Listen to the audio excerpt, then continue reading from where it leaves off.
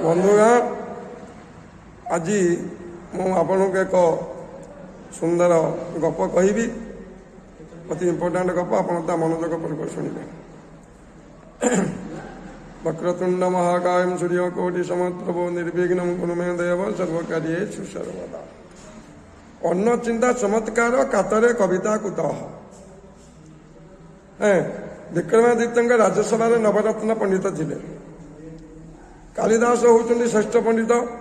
विक्रमादित्य जितेबाला जो कौन प्रश्न पचारती कालिदास संगे संगे उत्तर दियंती। अन्य 8 जन पर्यंत नीरव बसंती किसी कहींपारती ना। दिने से चिंता कले दास को आम केमी दिने चुप करवा एक भाविकी गोटे उपाय चिंता कले। माँ पाखे जा दास अनुपस्थित माँ पाखे पहुँचले।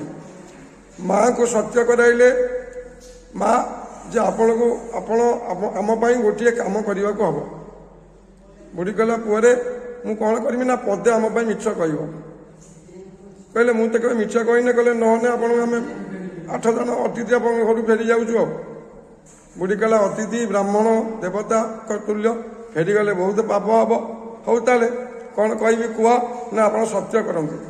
बुढ़ी त्रिवार सत्य कला कहले कौन ना जिते तुम पुओ काली सकाले राज्यसभा को बाहर तुम्हें से बेले पछरू डाकिकी कह पुअरे आज घरे किसी ना। बुढ़ी कहला बाबा मो घरे तो सब अच्छी कहला कही सत्य कर कहले हो। तापर से अतिथि सत्कारित हो फेरिले। बुढ़ी तार नीरव रहा मन दुख। ता पूर्व दिन कालिदास जिते राज्यसभा को बाहर दांड दुआर होती बुढ़ी पछरू डाकी कहीदेला पुअरे आज घरे किसी ना। कालिदास मन दुखरे राज्यसभा को चलीगले। राजा जिते प्रकार प्रश्न पचारे कौन प्रश्नर उत्तर कालिदास नीरव रही किसी कहले अन्य पंथ मैंने सब प्रश्नर उत्तर देले। राज्यसभा सैला। राजा कालिदास को डाकिकी एकुटिया पचारे दासे आज तुम कौन है कौन आज एत नीरव। दासे कहले प्रभु ना आज्ञा जे अन्न चिंता चमत्कार कातर कविता कुतः कहले कौन है कहला हाँ मुझे आसला बेले माँ कहले जे आम घरे पुअरे आज किसी ना से कथा बुझू। सांगे सांगे राज्यसभा राज दरबार राजा निर्देश घी मऊ डाली चाउल अटा पनीपरिया भार भार कालिदास घर को बुआगला।